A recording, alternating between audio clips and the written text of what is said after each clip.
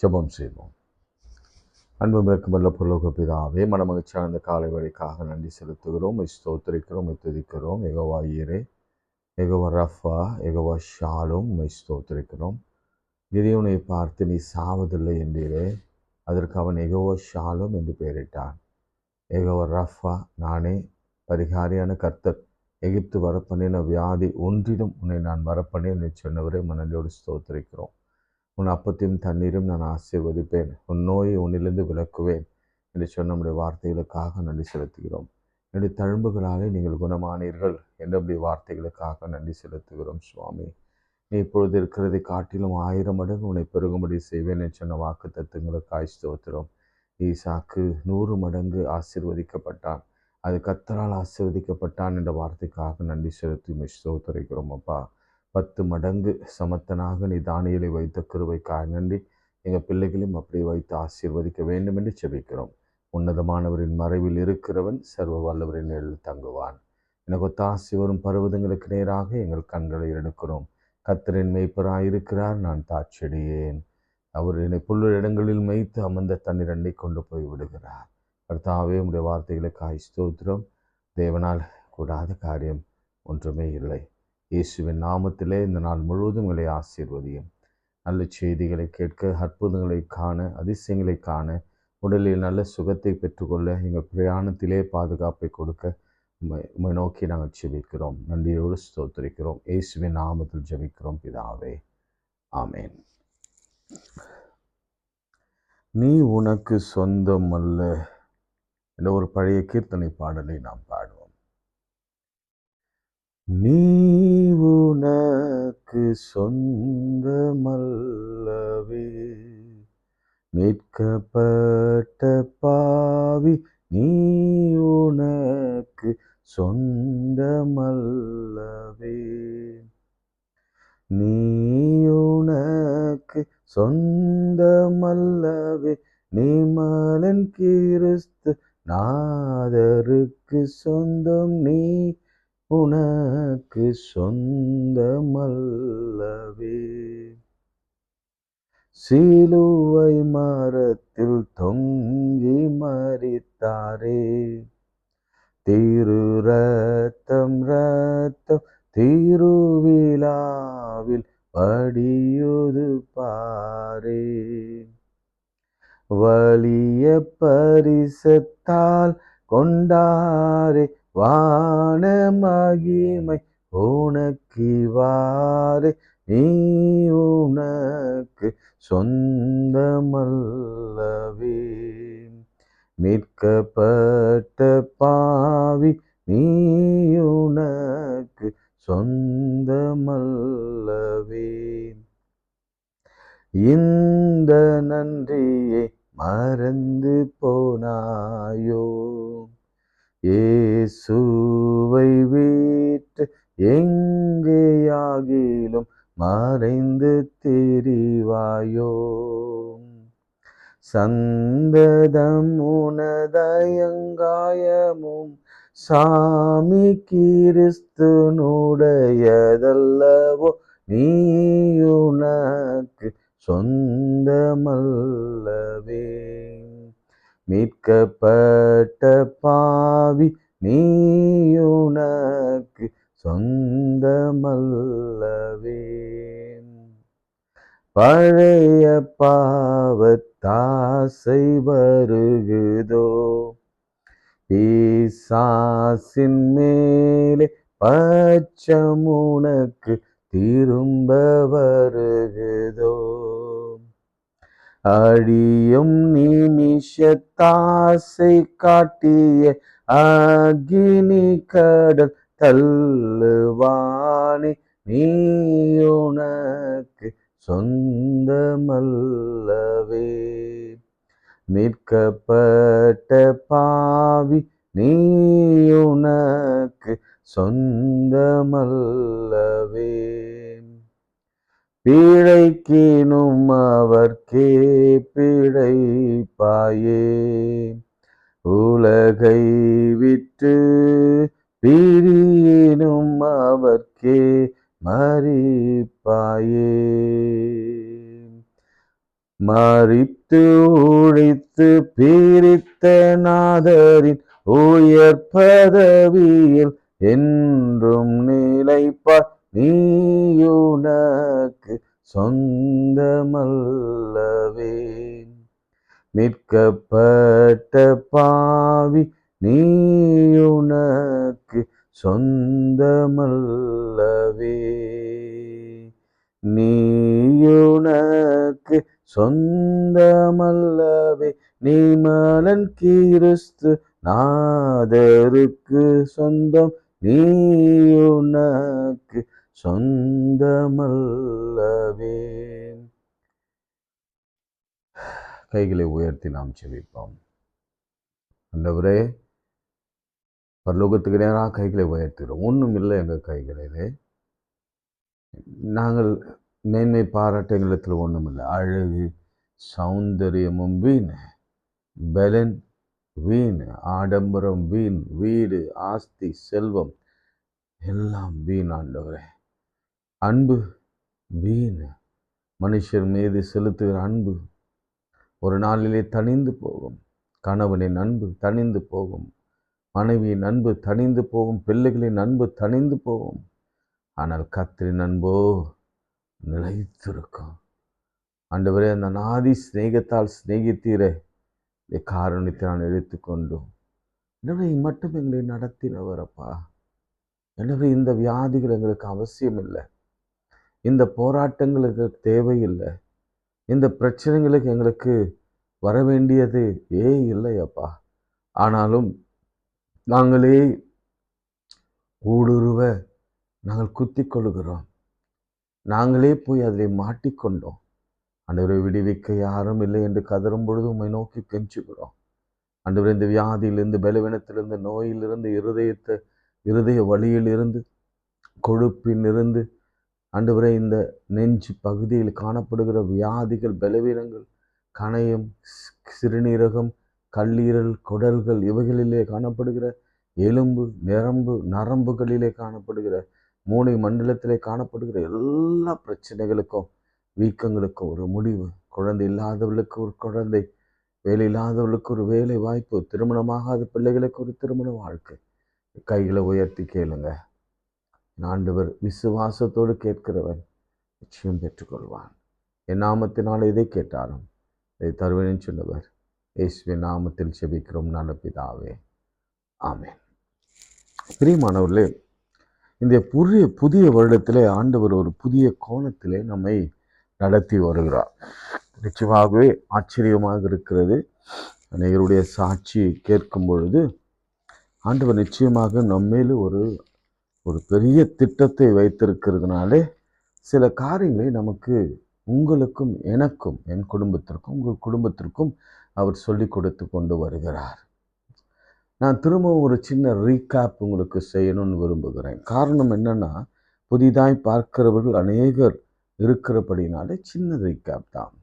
ஆண்டவர் இந்த வருஷம் நமக்கு என்ன சொல்லியிருக்கிறாரு? 100 மடங்கு ஆசீர்வாதம். அதன் தொடர்ச்சியாக அவன் விதைத்தான். அந்த வருஷத்தின் 100 மடங்கு பலன். அதாவது ஃபர்ஸ்ட் என்னன்னா, கர்த்தர் அவரை ஆசீர்வதித்ததினாலே 100 மடங்கு பலன். நான் சொன்னேன், இந்த வருஷம் ஆவியானவர் நமக்கு சொல்கிற காரியம் என்னன்னா, பலனை நாம் அனுபவிக்கிற அல்லது பலனை நாம் கர்த்தரிலிருந்து பெற்று கொள்ளுகிற ஆண்டு 25ஆம் ஆண்டு. 2025 நாம் இதுவரைக்கும் விதைத்த பலன்களை எல்லாம் இந்த ஆண்டு அறுத்து நம் தோள்களிலே சுமந்து வருகிற ஒரு நாட்கள் இவைகள். அப்படி நம்ம ஒரு ஐஸ்வரனாக மாறும் பொழுது, அப்படி நாம கவலை இல்லாமல் ஒரு நல்ல வீட்டில், யாரோ கட்டின வீட்டில் நாம வாங்கி வாழ்கிற பொழுது, அது எகிப்தில் இருந்து போன இஸ்ரேல் மக்கள் அப்படிதான் கானான் தேசத்தில் போய் வாழ்ந்தாங்க. அப்படி வாழ்கிற பொழுது நம்ம வாழ்வியல் எப்படி இருக்க வேண்டும்? முதலாவது உங்களுக்கு சொன்னேன், நம்முடைய ஃபினான்ஷியல் காரியத்தில் நமக்கு ஒரு கவனம் இருக்க வேண்டும் என்று சொன்னேன். நான் திரும்ப சொல்வதற்கான காரணம் என்னன்னா, பணக்காரனாக தான் போகிறான், ஏழையாகவே இருக்கிறான்.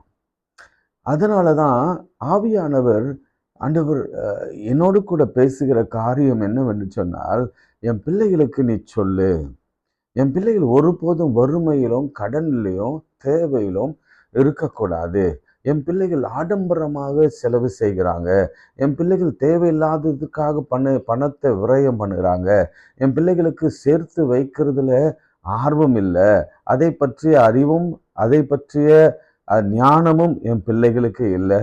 என் பிள்ளைகளுக்கு நாளை தினத்திற்குரிய கவலையும் இல்லை.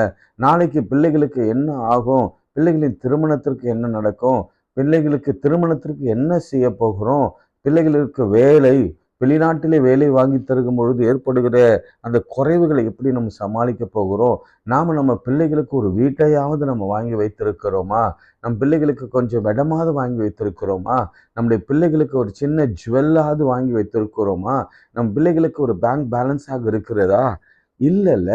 அல்லது அவர் ஆவியானவர் சொல்லுகிற காரியம் என்னன்னா, ஒருவேளை நம்முடைய திடீரென்று நம்முடைய குடும்பங்களில வியாதி ஒருவரை அடித்தால், வியாதி பலவீனங்கள் ஒருவரை தாக்கினால், அல்லது ஏதோ ஒரு பெரிய வியாதி வந்தா அதற்கான செலவுகளை நீங்க எங்கிருந்து செய்வீங்க? இது நடக்கக்கூடாதுதான். ஜெபிக்கிறவங்களுக்கு நடக்காது, உண்மைதான். ஆனாலும் இந்த உலகத்துல போகிற போக்கில நாம் பார்க்கிற பொழுது நிச்சயமாகவே எதுவும் நிரந்தரம் அல்ல. திடீரென்று புயல்கள் வரும்.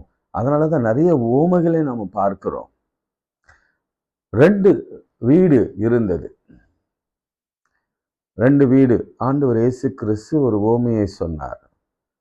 2 வீடு. ஒன்று மணலின் மேலே கட்டப்பட்ட வீடு, இன்னொன்று கற்பாறையின் மேலே கட்டப்பட்ட வீடு. நீங்க அதை கொஞ்சம் இமேஜின் பண்ணுங்க.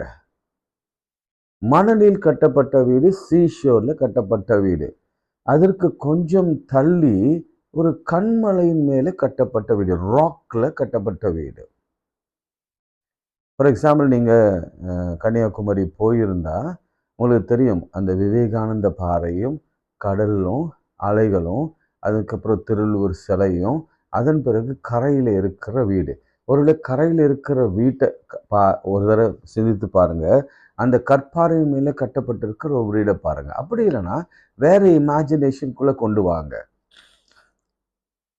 இப்போ ஆண்டவர் சொன்ன ஓமையை நல்லா கூர்ந்து கவனிக்கணும். என்ன சொல்றான்னா, காற்றடித்தது, மழை வந்தது, புயல் வந்தது. யாருக்கு வந்தது? வெறும் மணல் மேல கட்டப்பட்ட வீட்டுக்கு மட்டும்தான் வந்ததா? இல்ல, ஆண்டவர் ரொம்ப தெளிவா நம்மளோடு கூட பேசுகிறாருங்க. நீங்க அந்த அதிகாரத்தை நீங்க வாசித்து பார்த்தா தெரியும். மலையின் மீது கட்டப்பட்ட, கண்மலையின் மீது கட்டப்பட்ட வீட்டுக்கும் சேம் காற்று, சேம் மழை, சேம் புயல், சேம் வெயில், சேம் சேதம் எல்லாம் நடக்கும். அதே போல கடல் கரையில மணல் மீது கட்டப்பட்ட வீட்டுக்கு காற்றடித்தது, மழை பெய்ந்தது, வெள்ளம் வந்தது. ஆண்டவர் சொல்றாரு, ஒரு காரியத்தை நீங்க புரிந்து கொள்ளுங்க. நாம ஆண்டவருடைய வசனத்தோட, ஆண்டவர் கண்மலையாகிய கிறிஸ்து என்று நாம பழைய ஏற்பாட்டில நம்ம பார்க்கிறோம். கண்மலையின் வெடிப்புல என்று நம் பழைய ஏற்பாட்டில் இயேசு கிறிஸ்துவ கண்மலையா பார்க்கிறோம். நிறைய பேர் நம்முடைய வீடுகளிலே கண்மலையாகிய கிறிஸ்து மீது கட்டப்பட்டிருக்கிறோம். அதனால புயல் வராதா? அதனால வெயில் அடிக்காதா? அதனால காற்று வீசாதா? அதனால பெரும் மழை சொரியாதா? அதனால வியாதி வராதா? அதனால வாதை தொடாதா? அதனாலே உங்களுக்கு திடீரென்று சடென்று கடன் வராதா? தேவைகள் அதிகரிக்காதா? இல்ல. ஆண்டவர் தெளிவா சொல்ல, நல்லோர் மீதும் தீயோர் மீதும் அப்படின்னு தான் சொல்லுவார். அப்ப நல்லவங்களுக்கும் வரும், தீயவர்களுக்கும் வரும். கண்மலையிலே கட்டப்பட்ட வீட்டுக்கும் அதே சேதம் வரும். அதே போல மணல் மேல கட்டப்பட்ட வீட்டுக்கும் அதே சூழ்நிலை வரும். சேதம் விட்டுருங்க, சூழ்நிலை வரும். ஆனால் கிறிஸ்து, கண்மலையாகிய கிறிஸ்து மீது கட்டப்பட்ட வீடு மாத்திரம் நிலைத்திருக்கும். இப்ப நமக்கு கூட சொல்றேன், நம்ம ஆவியிலே நாம் நிரம்பியிருக்கிறோம், அபிஷேகத்திலே நிறைந்திருக்கிறோம். வேத வசனம் தினமும் வாசிக்கிறோம். அதிகாலையிலே தினமும் ஜெபிக்கிறோம். ஒரு நாளைக்கு 3 முறையாவது குறைந்தது ஜெபிக்கிறோம். எல்லாரிடத்துல அன்பா இருக்கிறோம். பாவத்துக்கு பயந்து நடக்கிறோம். இல்ல, பாவத்துக்கு விலகி ஓடுகிறோம். உண்மைதான் எல்லாம் நடக்கும். அதனால நமக்கு வியாதி வராதா? பலவீனங்கள் வராதா? நோய்கள் வராதா? கடன் வராதா? கடன் சுமை வராதா? அப்படின்னா இல்ல. உலகத்துல உபத்திரம் உண்டு, திடன் கொள்ளுங்கள், நான் உலகத்தை ஜெயித்தேன். ஸோ 3வது விஷயம், இந்த ஃபினான்ஷியலி நான் உங்களுக்கு சொன்ன ஒரு டைரி எடுங்க. எத்தனை பேர் இதை நீங்க ஃபாலோ பண்ணுங்கன்னு தெரியல. நீங்க பழகுங்க. ஆவியானவர் சொல்வதை கவனமா கேளுங்க. உங்களுடைய நலனுக்காக தான் ஆவியானவர் பேசி கொண்டிருக்கிறார். இதை நீங்க அற்பமா எண்ணாதிருங்க. ஒரு 10% சேர்த்து வைங்க. தினந்தோறும் வீட்டிலேருந்து ஆஃபீஸ்லேருந்து வீட்டுக்கு வருகிற போது பாக்கெட்டில் இருக்கிற கொஞ்சம் பணத்தை எடுத்து கொஞ்சம் சேமித்து வைங்க. மாதந்தோறும் ரெகுலராக சேர்த்து வைங்க. இன்சூரன்ஸ்க்காக சேர்த்து வைங்க. லைஃப் இன்சூரன்ஸ் போடுங்க. பிள்ளைகளுக்கு போஸ்ட் ஆஃபீஸில் பெண்களுக்காக போடுங்க. ஆண் பிள்ளைகளுக்கு தேவையானதை சேர்த்து வைங்க. இவையெல்லாம் உங்கள் வாழ்க்கையில் அடிப்படையாக ஒரு ஹேபிட்டாகவே மாற வேண்டும். அப்பொழுதுதான் நீங்க செய்வதெல்லாம் வாய்க்கும் என்ற வார்த்தைக்கு அர்த்தம் வரும். இட் வில் ப்ராஸ்பெரிட்டி வரும். சரி, அதே மாதிரி நம்ம ஃபினான்ஷியலி பார்த்தோம். அப்புறம் ஹெல்த்தை பார்த்து கொண்டிருக்கிறோம். ஹெல்த்தில் தான் நான் உங்களுக்கு சொல்லி கொண்டிருக்கிற இந்த 25ஆம் ஆண்டுல நம்முடைய உடல் முழுவதும் என்ன ஆயிருக்குதுன்னா ஒரே நச்சா இருக்கு. நஞ்சு அப்படின்னா நம்ம உடல் முழுவதும் என்ன ஆச்சுன்னா டீடாக்சிஃபைடு பண்ண வேண்டும். ஃபுல்லா டாக்ஸின் தான் இருக்கு. எல்லா உடம்பை நீங்க டெஸ்ட் பண்ணீங்கன்னா ஃபுல்லா டாக்ஸின் உச்சன் தலையிலிருந்து உள்ளங்கால் வரைக்கும் டாக்ஸின். அதனால தான் ஆண்டவர் இந்த புதிய வருஷத்துல நமக்கு நம்ம டெம்பிள் ஆஃப் காட், நம்ம உடல் டெம்பிள் ஆஃப் காட். அந்த உடலை அவர் சீர்படுத்த விரும்புகிறார். உடல் உறுப்புகளை சீர்படுத்த, மூளையிலிருந்து சிந்தையிலிருந்து கால் பகுதி வரைக்கும் அவர் சீர்படுத்த நினைக்கிறார். அதனாலதான் அவர் நமக்கு அந்த டயட் பிளானை சொல்லி கொடுக்கிறார். ஆதியிலே எப்படி நோவா காலம் வரைக்கும் அவர்கள் ஹெர்ப்ஸு, அவர்கள் ஃப்ரூட்ஸு, அவர்கள் நட்ஸு அவர்கள் சாப்பிட்டு வாழ்ந்தார்கள் என்பதை நமக்கு சொல்லி கொடுத்து 989 வருஷம் வரைக்கும் ஒருவரால் வாழ முடியும்னா அவர்களுடைய உணவு பழக்க வழக்கத்தினாலே தான் அப்படி கர்த்தர் அவர்களை வாழ வைத்தார். அதனுடைய தொடர்ச்சியாக தான் நேற்று நாம தானியேலை நிறுத்தினோம். தானியேல் 1:12 நம்ம வாசித்தோம். தானியேல் ராஜாவின் போஜனத்தினாலும் பானத்தினாலும் தன்னை தீட்டுப்படுத்தலாகாது என்று தன் இருதயம் என்பது ஒன்றும் இல்லை, சிந்தை தான். சிந்தையிலே தீர்மானம் பண்ணி கொண்டான். இங்க சுத்தமா நம்ம தீர்மானம் பண்ணணும். இங்கதான் முக்கியமா கிளியர் ஆகணும். இங்கிறது தான் நமக்கு எல்லா இன்ஸ்ட்ரக்ஷனும் போகிறது.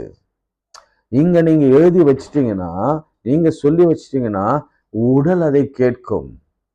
அதனாலதான் இருதயத்துல என்பதை விட சிந்தையிலே மூளையிலே அவன் எழுதி கொண்டான். அப்படி எழுதும்போது அவன் சொன்னான், நாங்க என்ன சாப்பிட போகிறோம்னா பருப்பு, புசிக்க பருப்பு முதலான மரக்கறிகளை, குடிக்க தண்ணீரை கொடுங்கள் அப்படின்னு சொல்லி அவன் சொல்றான். ஒத்து பாருங்க, 10 நாளைக்கு பிராக்டிஸ் பண்ணி பாருங்க. இன்னைக்கு நான் உங்களுக்கு சொல்லுகிற ஒரு சின்ன ஆலோசனை என்னன்னா, நான் இவ்வளவு நாட்கள் கிட்டத்தட்ட ஒரு வாரங்களாக 3 நாட்களாக இந்த டயட் பத்தி பேசி கொண்டிருக்கிறேன்.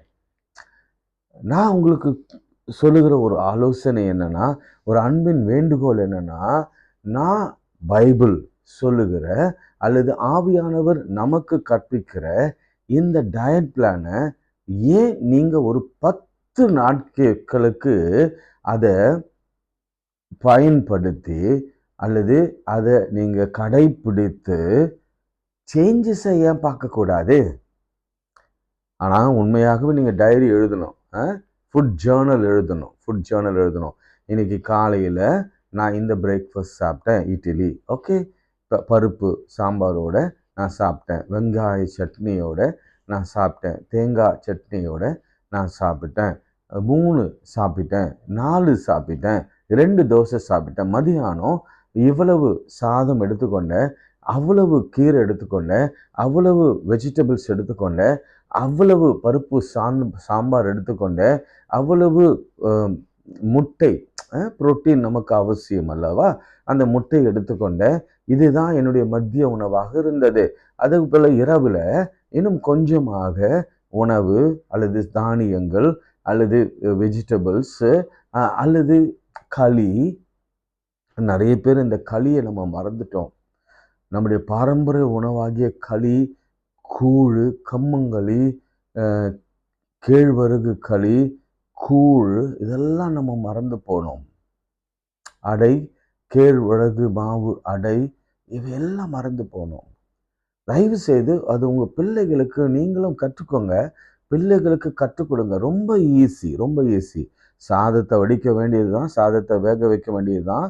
அந்த வேந்து கொண்டு இருக்கும் பொழுதே நல்ல ஃபைன் கேழ்வரகு மாவை அதுக்குள்ளே தேவையான அளவுக்கு கொட்டி நீங்கள் அந்த மத்தில் கிண்டினாலே போதும், அழகாக களி வந்துடும். சரி, பாதி கேழ்வரகு, பியூட்டிஃபுல், கொஞ்சம் ஸ்டார்ச்சு, பரவாயில்ல, கார்போஹைட்ரேட்ஸ், கொஞ்சம் கார்போஹைட்ரேட், ரைஸு, பிரச்சனை இல்லை. Balanced food. அந்த களி மீந்தா அப்படியே அதை தண்ணி ஊற்றி வைங்க. அடுத்த நாளைக்கு இந்த பனிக்காலம் போன பிறகு அதை கூழாக நீங்கள் குடிக்கலாம். நிறைய மோர், பட்டர், நிறைய தயிர் சேர்த்துக்கொள்ளுங்க. இதை ஒரு ஃபுட் ஜேர்னலாக நீங்கள் எழுதுங்க. ஆண்டவர் எல்லாவற்றையும் எழுதி வைத்திருக்கிறார். எலியா சாப்பிட்டு எழுதி வைத்திருக்கிறார். எலியா என்ன சாப்பிட்டாராம்? சுட்ட அடை. 1 ராஜாக்கள் 19ஆம் அதிகாரத்தில் இது பரலோகத்தில் வந்த உணவு. அவனுக்கு என்ன உணவு தரமா? 2 தடவை அவனுக்கு உணவு கொடுக்கப்பட்டது. ஒரு தடவை அவன் கேரித் ஆற்றுக்கண்டியில் இருந்த பொழுது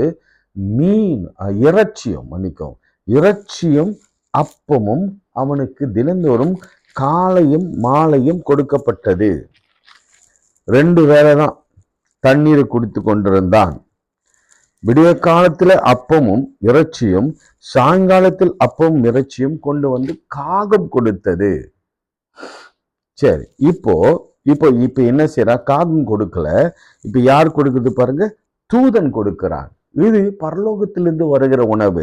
என்ன உணவுனா, தழலில் சுடப்பட்ட அடை. எண்ணெயே கிடையாது. நீங்க எல்லாம் யோசிச்சு பார்க்கவே மாட்டேன்றீங்க. இப்ப நான் இதை ஆராய்ச்சி செய்யும் பொழுதுதான் நமக்கு இன்னும் ஆவியானவர் நிறைய காரியங்களை விளக்கி கொண்டிருக்கிறார். என்னன்னா, தழலில் சுடப்பட்ட அடை. அப்ப அதுல எண்ணெயோ நெய்யோ வெண்ணெயோ எதுவும் இல்லை. பியூர்லி தழலில் நெருப்பில சுடப்பட்ட அடை, பாத்திரத்துல ஒரு தண்ணி. பிரியமானவர்களே, அந்த ஒரு போஜனம், எண்ணெய் இல்லாத அந்த ஒரு அடை, அது எப்படிப்பட்ட அடைனா, 40 நாட்கள் இரவும் பகலும் ஒரே பர்வதம் மட்டும் நடந்து போனான். சோ எதுல பலன் இருக்கு நீங்க கவனிச்சு பாருங்க. எதுல ஆற்றல் இருக்கு? ஆண்டவருடைய டயட்டே பயங்கரமான ஒரு டயட் தான். எகிப்திலிருந்து வந்த மக்களுக்கு அழகான ஒரு டயட், வானத்தின் மன்னா கொடுக்கப்பட்டது. நான் அவங்களுக்கு அவங்க எப்படி அந்த இறைச்சியை அவங்க விரும்பினாங்க, அதுக்கப்புறம் எப்படி இறைச்சியை சாப்பிட்டுட்டு அவங்க எப்படி அதில் நிறைய பேர் மடிந்து போனாங்க என்பதை குறித்து நாம் பிறகு பார்க்கலாம். ஆனால் இப்போ தானியலுக்கு நாம் வருவோம். தானியல் 10 நாள் கழிச்சு என்ன நடக்குதுன்னா, 10 நாள் சென்ற பின்பு ராஜா போனிஸ் எல்லா வாலிபரும் பார்க்கிலும்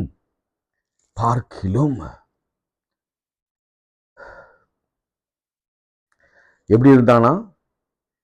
முகம் கலையாய், சரீரம் புஷ்டியாய் இருந்தது. நல்ல நல்ல ஆரோக்கியம். ஆங்கிலத்தில் நல்ல நல்ல அழகான டிரான்ஸ்லேஷன் போட்டிருக்கிறாங்க.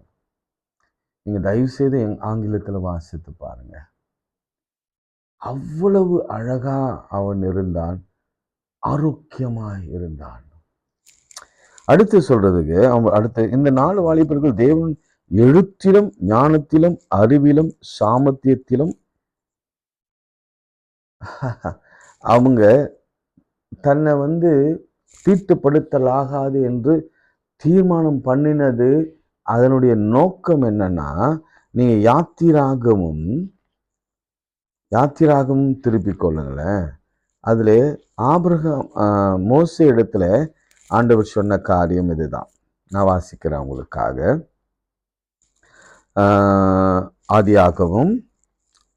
யாத்திராகமும் 34 அதிகாரம் 15 34 எக்ஸோடஸ் 34:15. அந்த தேசத்தில் குடிகளோடு கூட உடன்படிக்கை பண்ணுவாயானால் அவர்கள் தங்கள் தேவர்களை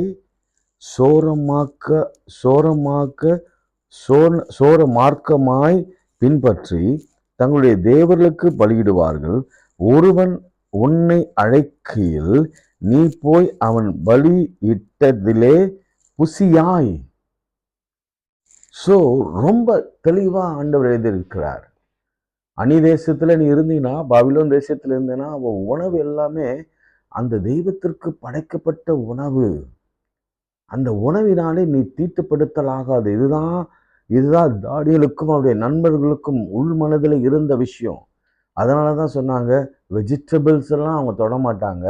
வெஜிடபிள்ஸ் எல்லாம் ஃப்ரெஷ்ஷாக இதுலேருந்து தான் வரும், தோட்டத்துலேருந்து தான் வரும். ஃப்ரூட்ஸ் தோட்டத்துலேருந்து தான் வரும். தண்ணீர் துறவுலேருந்து தான் வரும். அதனால் நான் எந்த விதத்திலும் தீட்டுப்பட மாட்டேன் அப்படின்னு அவங்க பொருத்தனை செய்ததுனால, தீர்மானம் செய்ததுனால தான் என்ன நடந்ததுன்னா, எழுத்திலும் ஞானத்திலும் அறிவிலும் சாமர்த்தியத்திலும் ஆண்டவர் கர்த்தர் கொடுத்தார். தானியேலுக்கு சகல தீர்க்க தரிசனங்களும் சொப்பனங்களும் அறியத்தக்க அறிவை கொடுத்தார். பிரியமானவர்களே, எவ்வளவு ஆச்சரியமான ஆண்டவர் பாருங்க. அறிவை கொடுத்தாராம், அறிவை கொடுத்தார். அது மாத்திரமல்ல, எல்லாரும் காட்டிலும் அவன் 10 மடங்கு சமத்தனாக இருந்தான். 20ஆம் வசனம், ஞானத்திற்கும் புத்திக்கும் அடுத்த எந்த விஷயத்திலும் ராஜா அவர்களை கேட்டு விசாரித்தானோ அதுல தன் ராஜ்யம் எங்கும் உள்ள சகல சாஸ்திரிகளிலும் தோஷியர்களிலும் அவர்களில் 10 மடங்கு அதுல இன்னொரு அழகா இருக்கும், அவர்களுக்கு இணையாக எவனும் இல்லை. எப்படியா? அவர்களுக்கு சமமாக. பிரியமானவர்களே, நீங்க ஒரு 10 நாள் எடுத்துக்கோங்க, உங்களுக்கு சமமா எவனும் இருக்க முடியாது. அவ்வளவு பலனா இருக்கும். உங்களுக்கு இணையா ஒருவர் இருக்க முடியாது. உங்க பிள்ளைகளுக்கு கொடுங்க, உங்க பிள்ளைகள் எப்படி வளருவாங்கன்னா, ஞானத்திலும் எழுத்திலும் அறிவிலும் சாமர்த்தியத்திலும் தீர்க்க தரிசனத்திலும் சொப்பனங்களை விளக்குகிறதிலும், இன்னும் சொல்ல போனா புத்திக்கு அடுத்த எல்லா விஷயத்திலும் உயர்ந்திருப்பாங்க. Try for 10 days at least. 21 நாள் தானியேல் உபவாசித்தான். அதன் பிறகு 3 நாள் உபவாசித்தான். சரி, இதோடு தான் அவன் நிறுத்தினானா? ஒரு வெஜிடபிள் மட்டும் தான் சாப்பிட்டானா? அப்படி இல்லை. வெஜிடபிள் சாப்பிட்டதுனாலதான் அவனுக்கு இப்படிப்பட்ட அறிவு, அப்படிப்பட்ட ஞானம், இப்படிப்பட்ட தீர்க்க தரிசன வரம், இப்படிப்பட்ட புத்தி கூர்மை, வாக்கில் வல்லமை இருந்ததா அப்படின்னா இல்லை. இதே நான் உங்களுக்கு சொல்றேன். அதோட 3 முறை எருசலேம் தேவாலயத்திற்கு நேராக கதவை திறந்து பலகணிகளை திறந்து ஜெபம் பண்ணி கொண்டிருந்தான். இங்க கடைசி வசனம் சொல்லுது, கோரேஸ் ராஜபாரம் பண்ண 1ஆம் வருஷம் மட்டும் தானியேல் அங்கே இருந்தான். பிரியமானவர்களே, 3 times தானியேல் ஜெபித்தான். சிலர் சொல்லுவாங்க, நாங்க ஜெபிக்கிறோம் எங்க சரீரத்தை யாரும் ஒன்றும் தொட முடியாது, பிசாசு தொட முடியாது. ஏன்னா நாங்கள் டெய்லி ஜெபிக்கிறோம், சாப்பிடும்போதெல்லாம் அந்த கிரேஸ் சொல்கிறோம், ஆண்டவரே இந்த உணவு தண்ணீரை ஆசீர்வதிங்க, நோயை என்னை விட்டு விலக்குங்க சொல்லிட்டு சிக்கன், மட்டன்னு, beef, fried item, fish, prawn என்னென்ன கிடைக்குதோ சாப்பிடும். எங்களுக்கெல்லாம் சொல்லுவாங்க ஊழியக்காரங்களுக்கு, நிறைய ஃபங்க்ஷன் நாங்கள் போகும் பொழுது நான் சொல்லுவேன், ஐயா இது மாதிரி கொஞ்சம் விட்டுருங்களேன், நான் நான்வெஜ் சாப்பிட்றதில்ல, கொஞ்சம் விட்டுருங்க அப்படின்னு நம்ம சொன்னோம்னு வச்சுங்களேன், அவங்க சொல்கிற வார்த்தை என்ன தெரியுமா? ஐயா ஜெபம் பண்ணிட்டு சாப்பிடுங்க ஐயா. ரொம்ப விளையாட்டாக இருக்கும். ஏன்னா நம்ம பிரச்சனை நமக்கு தெரியும். நம்ம எவ்வளவோ முயன்று நம்ம உணவு கட்டுப்பாட்டை நம்ம கொண்டு வர ட்ரை பண்ணுவோம். எதுலேயும் தீட்டுப்படுத்தக்கூடாது, எதுலேயும் நம்ம அடிக்ட் ஆகக்கூடாது, எதுலேயும் நம்ம அடிமை ஆகக்கூடாது. அது வேணும் வேணும் வேணும் வேணும் நம்முடைய மனசு சொல்லக்கூடாது. நம்ம மனசை ஒருநிலைப்படுத்தணும் அப்படின்னு சொல்லி முடிவெடுத்து போனால் அவங்க ரொம்ப ரொம்ப ரொம்ப சாதாரண ஐயா ஜெபம் பண்ணிட்டு சாப்பிடுங்க, ஜெபம் பண்ணிட்டு ஐயா எங்களுக்காக சாப்பிடுங்க, ஒரு வாயாவது சாப்பிடுங்க அப்படின்னு சொல்லுவாங்க. சரி, அவங்களுக்காக அவங்க பார்க்கறதுக்காகவே கொஞ்சம் சாப்பிட்டுட்டு அப்படியே கறியெல்லாம் தொடாமல் லைட்டாக அங்கங்கே தொட்டுட்டு நான் சொல்லுவேன், ஐயா நான் வேஸ்ட் பண்ணிவிடுவேன், கொஞ்சம் மன்னிச்சுக்கோங்க, வேஸ்ட் பண்ணக்கூடாது, நீங்கள் போட்டுட்டீங்க வேறு வழி இல்லைன்னு சொல்லி மூடிட்டு வருவோம்.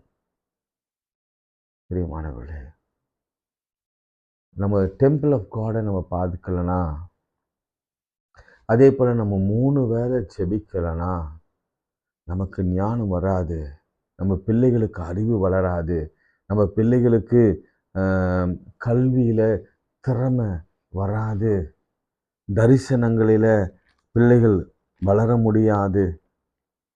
இதுதான் தானியேல் நமக்கு கற்றுக் கொடுக்கிற பாடம்.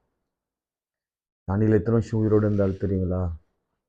அது சரியாக சொல்லப்படுறதுனாலும் கூட தானியேல் 80 வருஷம், 80 இயர்ஸ்க்கு மேலே, 90 இயர்ஸ்ன்னு சில பேர் சொல்கிறாங்க, சில பேர் 107 அப்படின்னு சொல்கிறாங்க.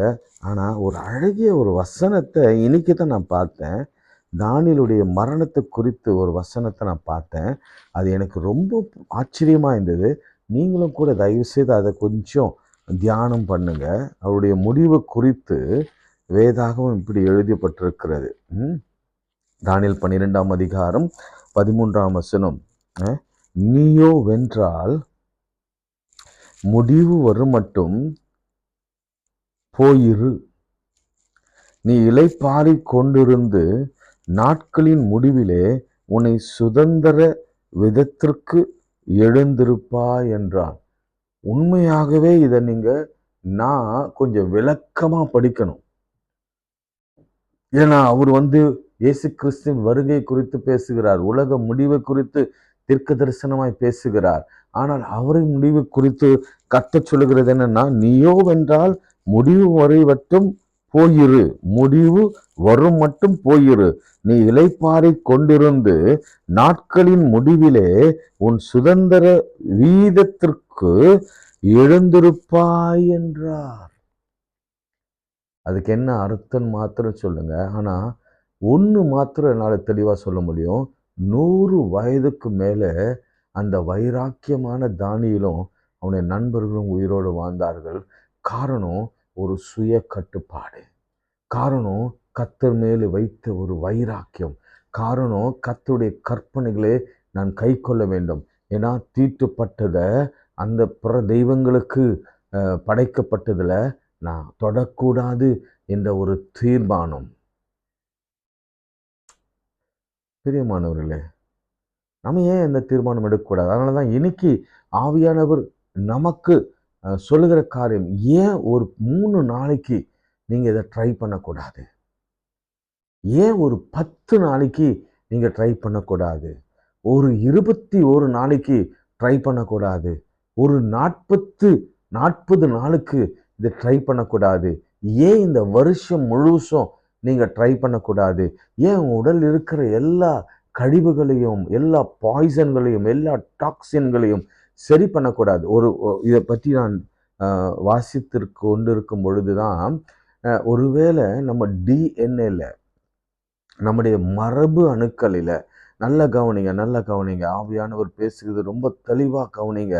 டிஎன்ஏல நம்ம குடும்பங்களில் அற்ப ஆயுசோடு கூட நிறைய பேர் இறந்து கொண்டிருந்தா ஒருவேளை நம்ம குடும்பங்களில் நம்ம ஜீன் படி கேன்சர் வந்தா நம்முடைய குடும்பங்களில் ஜீன் படி காச நோயோ அல்லது மரபின்படியே இருதய நோயோ மரபின்படியே வேறு விதமான வியாதிகளோ கிரானிக் டிசீசஸ், அதாவது சிறுநீரக இழப்பு போன்ற காரியங்கள் மரபு ரீதியாக வந்து கொண்டிருக்கும். சிலருக்கு மூளை பாதிப்புகள் வந்து கொண்டிருக்கும், சிலருக்கு கை கால் விளங்காமல் போய்கொண்டிருக்கும், சிலருக்கு மரபு ரீதியாக சில வியாதிகள் வந்து கொண்டிருக்கும்.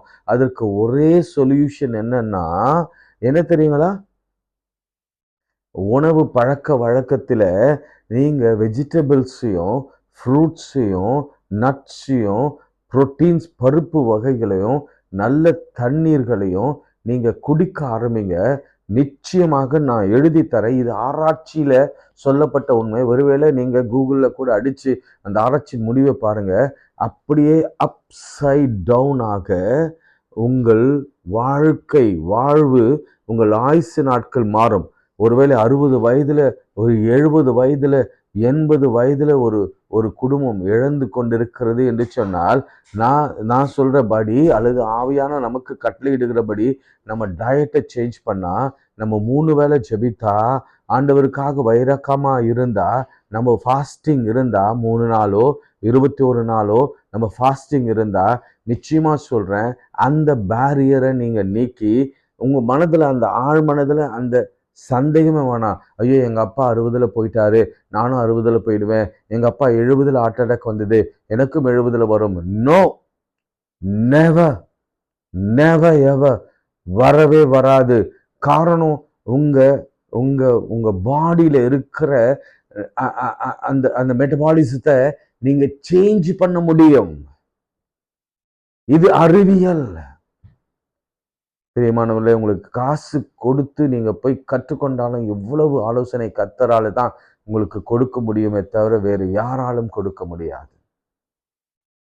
அதனாலதான் நான் சொல்றேன், நிறைய கறி, நிறைய நான்வெஜ் கொழுப்பு ஐட்டங்களை விட்டு நிறைய நான்வெஜ்ஜை விட்டு நீங்க நிறைய கீரைகளும் நிறைய காய்களையும் நிறைய பருப்புகளையும் நிறைய சீரியல்ஸ், நிறைய இந்த மாதிரி பீன்ஸ்லாம் இருக்கும்ல, நீங்கள் அந்த பிளாக் பீன்ஸு, ஒயிட் பீன்ஸு, நிறைய ப்ரோட்டீன்ஸ் இருக்குது. நீங்கள் அதை தேடி வாங்கணும், ஊற வச்சு சாப்பிடணும் இல்லை? நீங்கள் அதெல்லாம் நீங்கள் செய்யணும். நிறைய பீன்ஸ் எடுத்துக்கோங்க, நிறைய ட்ரை பீன்ஸஸ்லாம் நிறைய விற்குது. நீங்கள் ரைஸ்க்கு கொடுக்குற காசை நீங்கள் இப்படி கொடுத்து, நீங்கள் கறிக்கு கொடுக்குற காசை இப்படி கொடுத்து நீங்கள் சாப்பிட்டு உங்களுடைய மெட்டபாலிசத்தை நீங்கள் சேஞ்ச் பண்ணலாம், உங்களுடைய டிஎன்ஏயை சேஞ்ச் பண்ணலாம், உங்களுடைய ஜீனையே நீங்கள் மாற்றி அமைக்கலாம். ஒருவேளை உங்கள் பிள்ளைகள் நாம மந்தமாக இருந்தால், ஒருவேளை அறிவியலியாக நாம் இருக்கிறோம்னு எடுத்துக்கொள்ளுங்களேன். நம்ம பிள்ளை அறிவாளிகளாக மாறணும்னா நம்ம பிள்ளைகளுக்கு நாம் என்ன செய்யணும்னா பருப்பு கீரைகளையும் நிறைய வெஜிடபிள்ஸ் ஃப்ரூட்ஸையும் கொடுத்தா நம்ம அந்த மதியினமும் நம்ம புத்தியினமும் அந்த பிள்ளைகளுக்கு வராது. மாறா அவர்களுக்கு டிரான்ஸ்ஃபர்மேஷன் ஆண்டவர் கொடுப்பார். ஏன்னா இது திருமறை. நீங்க போய் ஆண்டவரிடத்துல தைரியமா சொல்லணும், ஆண்டவர் தானியேலுக்கு செய்தது போல எனக்கு செய்யுங்க. தானியேலுக்கு மாத்திரம் தான் செய்வீங்களா, எனக்கு செய்ய மாட்டீங்களா என்று கேளுங்க. தானியேல் அந்த அந்த அந்த ஃபாஸ்டிங், அந்த பார்ஷியல் ஃபாஸ்டிங்ல எங்க இருந்தான் தெரியுமா? கோர்ட் யார்ட்ல இருந்தான். நாளைக்கு கர்த்தர் அவனுடைய டயட்டை பார்த்து, அவனுடைய வைராக்கியத்தை பார்த்து, அவனுடைய ஜெபத்தை பார்த்து அவனை எந்த அளவுக்கு உயர்த்தினார் என்பதை குறித்து நாம் சிந்திக்க போகிறோம். நான் மீண்டும் சொல்லுகிறேன், கர்த்தர் நம்மை 10 மடங்கு சமத்தனாக நம்ம பிள்ளைகளை ஞானத்தில் அறிவில அவர் வளர்க்க விரும்புகிறார். ஆனால் நாம தான் இடம் கொடுப்பதில்லை. என்னென்ன விரும்புகிறாரோ ஞானம், புத்தி. நம்ம பிள்ளைகளுக்கு எதிராக, நமக்கு எதிராக, இணையாக எவனும் நிற்க முடியாது. அடுத்த காரியம் பாருங்க, எழுத்திலும் எழுத்து, ஞானத்திலும் அறிவிலும், சாமர்த்தியத்திலும், எல்லா தீர்க்கதரிசிகளை பார்க்கிலும் அறியத்தக்க அறிவு, சொப்பனங்களையும் அறியத்தக்க அறிவு. அது மாத்திரமல்ல, பாருங்க, 10 மடங்கு சமத்துவம். ஜெபம் செய்வோம். அன்பு இரக்கமுள்ள பரலோக பிதாவே, எங்களுக்கு நீர் கற்றுக் கொடுத்த சில காரியங்களுக்காய் ஸ்தோத்திரம். எங்களை 10 மடங்கு சமத்தராக மாற்றும். இப்போதும் கூட நிறைய பலவீனங்கள், எங்களுக்கு இருதயத்திலே வலி, சிறுநீரகத்திலே பாதிப்பு, எங்களுக்கு மூளை மண்டலத்திலே பிரச்சனைகள், கை கால் நடக்க முடியல, உடல் பருமனமாயிருக்கிறது, நடந்தால் இறைப்புறுகிறது, பலவிதமான தோல் வியாதிகள் இருக்கிறது, பலவிதமான பிரச்சனை இருக்கிறது. எங்களுடைய ஆண்டவருடைய வசனம் எங்களுக்கு தெரியும், ஆண்டவருடைய வல்லமை எங்களுக்கு தெரியும், ஆண்டவருடைய இரத்தம் எங்களுக்கு தெரியும். ஆனால் அதை நடைமுறைப்படுத்த சில காரியங்கள் அவசியப்படுகிறது. அதுதான் உணவு. உணவு பழக்க வழக்கங்களை கர்த்தர் எழுதி கொடுத்துகிறார். அதை நான் அந்நிய காரியமாய் எண்ணி போட்டேன். பிரியமானவர்களே, ஆண்டவரிடத்தில் சொல்லுங்க, ஆண்டவரே, எங்களை உயிரோடு வைத்து எங்கள் வாழ்க்கையில், எங்கள் குடும்பத்தில் 30 வயசில் இறந்து போகிறாங்க, 40, 50, 60 இறந்து போகிறாங்க. ஆனால் எங்கள் ஜீனில் ஒரு மாற்றத்தை ஏற்படுத்துங்க, எங்கள் டிஎன்ஏல ஒரு மாற்றத்தை ஏற்படுத்துங்க. எனக்கு நிறைய காசநோய் வருகிறது, கேன்சர் வருகிறது. ஆனால் என் குடும்பத்தை கேன்சர் நோய் கொண்டு கொண்டு குடிக்கக்கூடாது. கர்த்தர் காத்து நடத்துங்க. இயேசுவின் நாமத்தில் ஜெபிக்கிறோம் பிதாவே, ஆமேன்.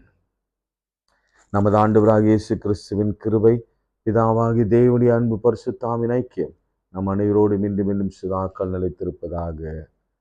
ஆமேன்.